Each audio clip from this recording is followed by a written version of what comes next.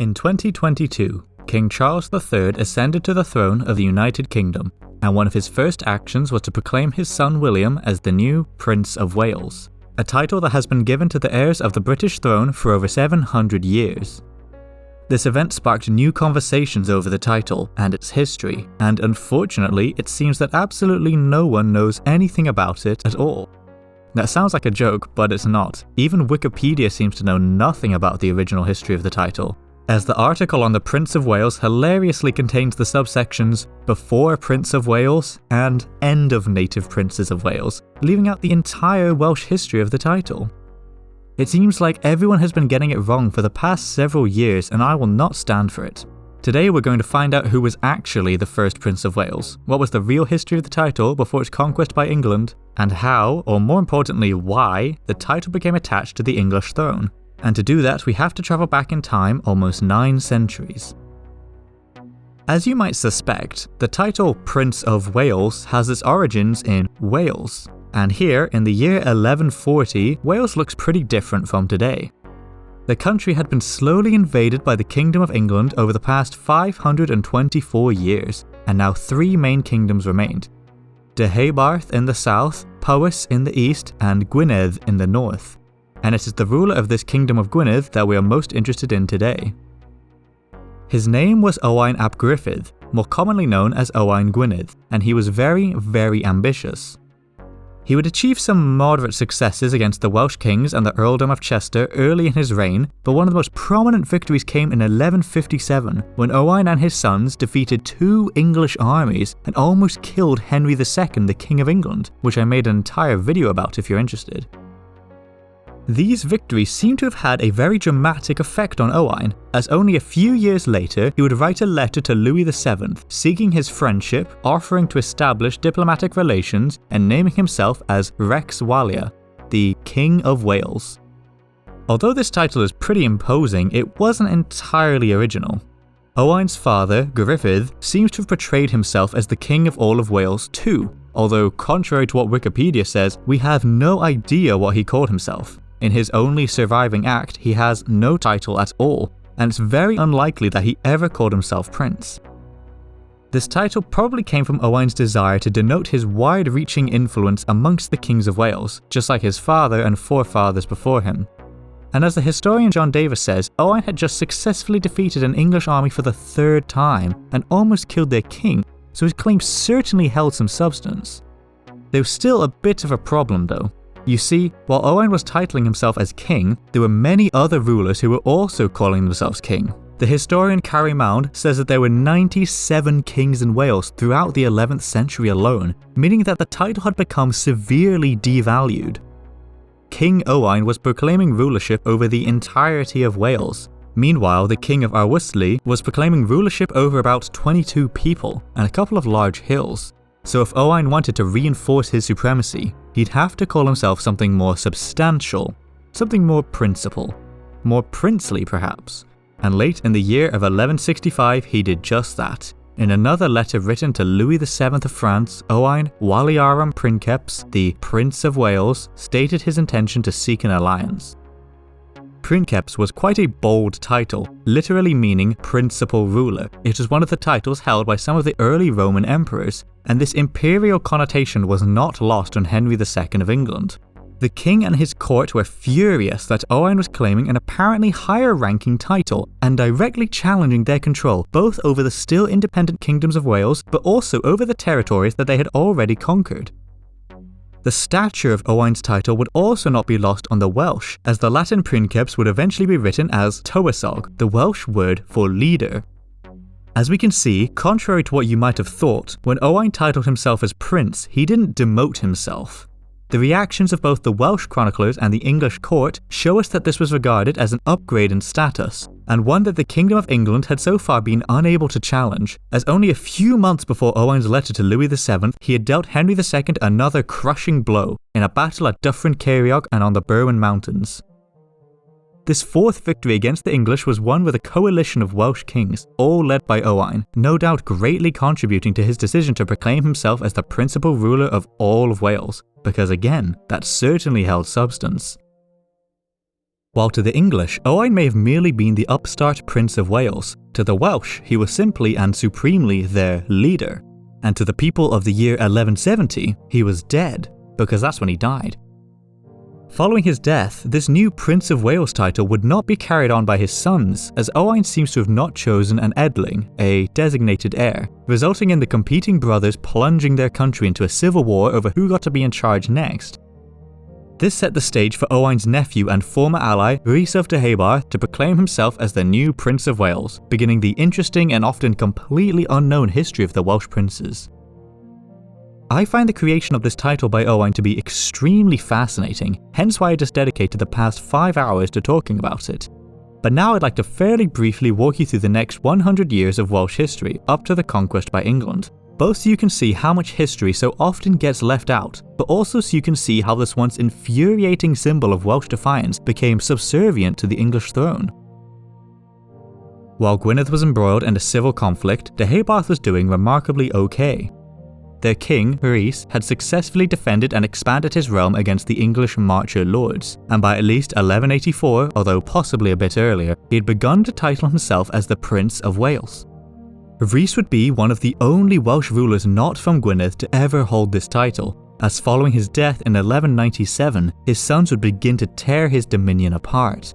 Although he had designated an heir, his younger offspring simply took the opportunity to ally with their powerful neighbours and seize some of the kingdom to themselves. And while a few of them would claim the frankly lamer title Prince of South Wales, there would almost never again be a Welsh Prince of Wales from anywhere other than Gwynedd. Speaking of Gwynedd, the civil war had come to a stagnation, and Owain's son, Davies, had secured his rule in the east of the country, naming himself as the Prince of North Wales, echoing the style of his neighbours to the south.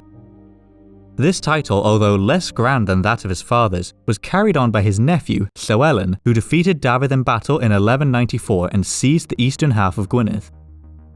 Llywelyn, like his grandfather, was a remarkable military leader, and he would prove this fact during the English Barons' War, where he managed to seize huge amounts of territory in Wales. He became so powerful, in fact, that in 1216 he would hold a meeting with his fellow Welsh rulers at Aberdyfi, and it was here that he would be recognised as the overlord over the remaining Welsh kings. And following the death of King John of England, Llywelyn would be granted all of his conquered lands through the Treaty of Worcester. This newfound preeminence amongst the Welsh likely inspired Llywelyn to resurrect the Prince of Wales title, although in this case it would be a little different, as from about 1225 onwards he would refer to himself as the Prince of Aberfraw and the Lord of Snowdonia.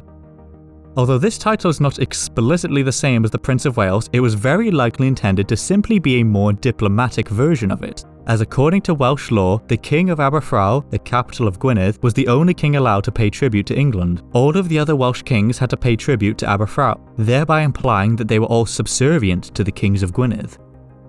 So by invoking his ancient right to overlordship over all of Wales, rather than just proclaiming to be its ruler like Owain did, Llywelyn hoped to simultaneously elevate his status and not anger the King of England. And this worked, as by 1231 the Kingdom of England was referring to Llywelyn as the Prince of Aberfraw. Upon Llywelyn's death, and following a crushing defeat from Henry III, his son Davies would revert back to calling himself the Prince of North Wales until 1245, when in another act of defiance against England, Davies would adopt the title Prince of Wales and offer his vassalization to the Pope, in the hope of protecting his newfound principality. But unfortunately this offer was rejected, and Davies would die heirless later that year. This put Gwynedd at the mercy of another English invasion. But fortunately, Davies' brother had left 2 adult sons, both of which took up the mantle of defending Gwynedd. And eventually, the Treaty of Woodstock was signed, and following a brief internal conflict, Llywelyn II would now be in charge of a new, shrunken Gwynedd. For the longest time, Llywelyn doesn't seem to have called himself anything. All of his surviving acts from this era simply just bear his name. However, over the next 2 decades, through a combination of diplomacy and war, Llywelyn would once again achieve a preeminent position in Wales. He defeated an army led by Henry III, and before the English king could respond again, another baronial rebellion broke out, giving Llywelyn free rein to expand. It is during this time that we see the re-emergence of the Prince of Wales title, as Llywelyn first called himself as such in a letter to the King of Scotland in 1262. But over the next few years, something very important would happen. As we've seen so far, the title Prince of Wales has been used exclusively in defiance of the Kingdom of England, both by claiming a higher rank and by directly challenging the English overlordship of Wales. However, Llywelyn knew that this wasn't sustainable. He bordered the largest, richest and most powerful kingdom in all of Great Britain, potentially one of the most powerful kingdoms in all of Europe. If he wanted his realm to survive, he would have to have an amicable relationship with the King of England. For the next 3 years, the Prince of Wales would attempt to reach a peaceful settlement with the King of England, but Henry III just kept pulling out all the classic excuses. What a flake. But in 1265, there would be some success. The leader of the rebelling English barons, Simon de Montfort, had captured the King of England. Llywelyn had been a very useful ally to Simon, and as a reward for his assistance, Simon drew up an agreement on the behalf of the king.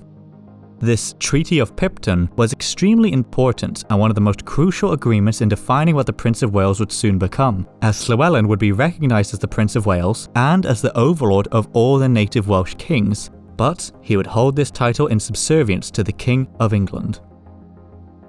As I said before, the Prince of Wales title was created to be purposefully arrogant and challenging to the English kings, and although Llywelyn did get his peaceful settlement, his title was now supposed to be of a lesser rank.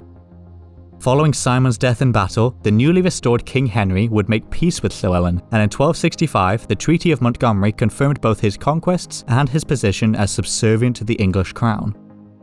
So what we've seen over the past few minutes is quite a dramatic evolution of this title.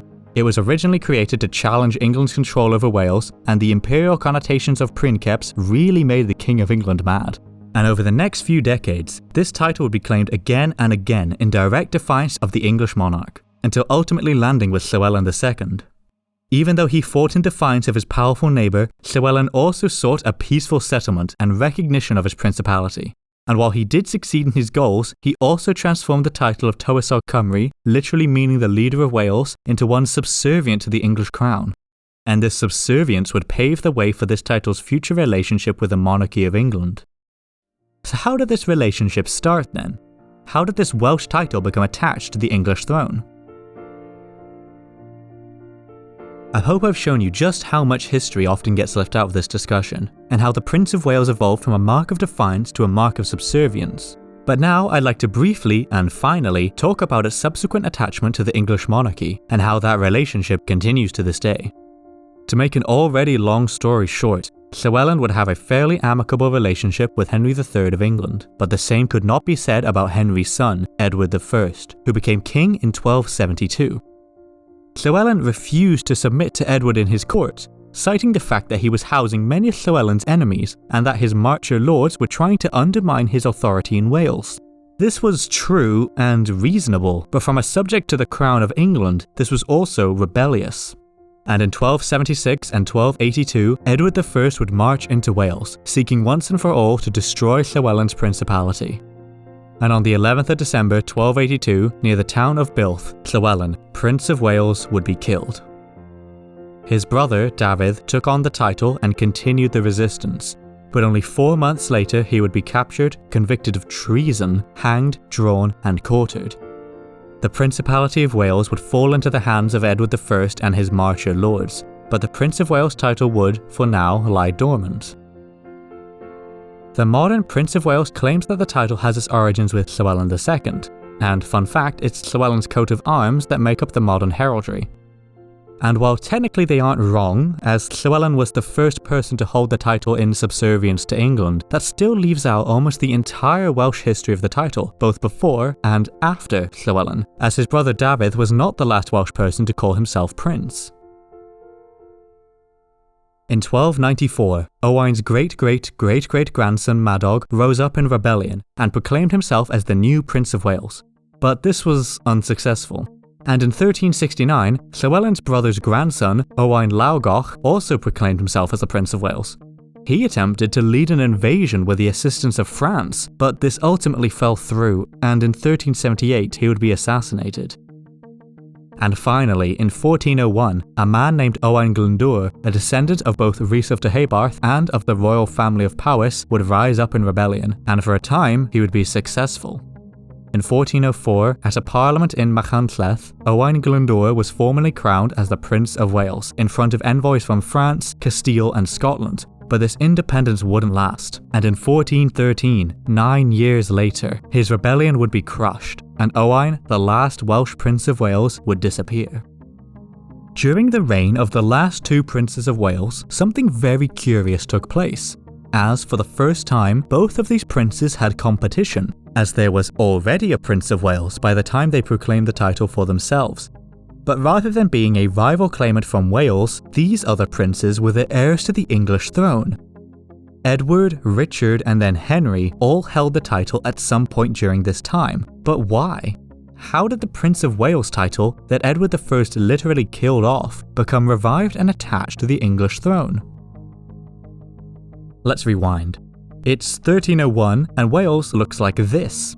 In the north and the west, the country is largely covered by the lands owned directly by the English crown, and in the south and the east, Wales is broadly controlled by the various English marcher lords.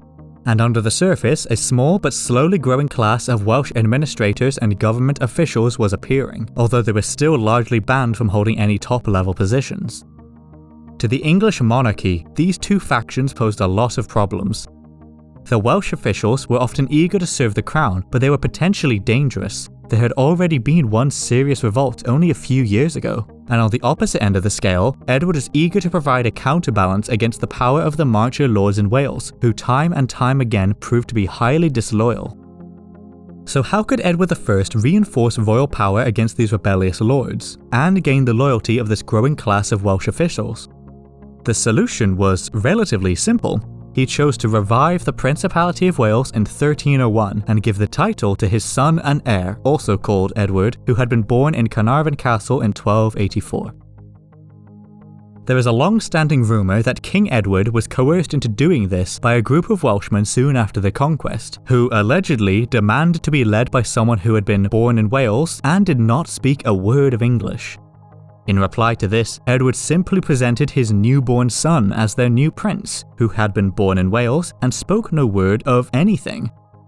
Unfortunately, this story is probably not true. It only comes up in writing in 1584, long after King Edward had died, and the chronology doesn't even make any sense. Edward's son had been born in 1284, but he was made prince in 1301, meaning that he was no longer a baby by this time and that he could already certainly speak English. Furthermore, as the historian John Davies points out, when Edward was born, he was not directly in line for the throne, as he had an elder brother, Alfonso, and if Alfonso had survived until 1301, it is likely that he, as heir, would have been given the position of Prince of Wales instead. So really it seems that King Edward gifted the title to his son Edward because by 1301 he was his only son and heir to the throne, not because of where he was born. The position as prince came with all of the royal lands in Wales, and Prince Edward would have full legal control over the country, which allowed him to have a sort of practice run in government before ascending to the throne of England. And in addition, it reinforced royal power in Wales against the rebellious marcher lords, and it provided a point of loyalty for the growing Welsh administrative class, satisfying both of King Edward's goals. Prince Edward was apparently fairly popular in his role. He made an effort to improve life in his principality, and until 1536, he would be the only English king to ever summon a Welsh representation to Parliament.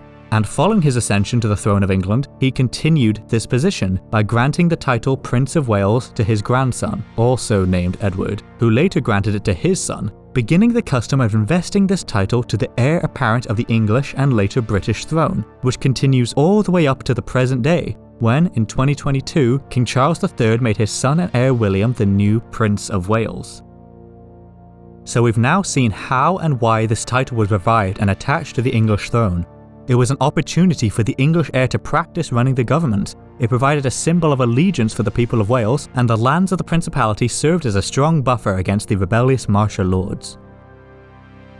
Over time, this title would become more and more ceremonial though, and in 1536, the lands and legal authority of the Princes of Wales would be abolished by Henry VIII, transforming the Principality of Wales into a dominion and a country. By now it should also be obvious why this title is controversial in Wales, as the transition from a Welsh to an English prince wasn't exactly peaceful. Edward I annexed the principality, executed the prince, and then permanently attached his title to the English throne, so it's no wonder why many people in Wales aren't happy.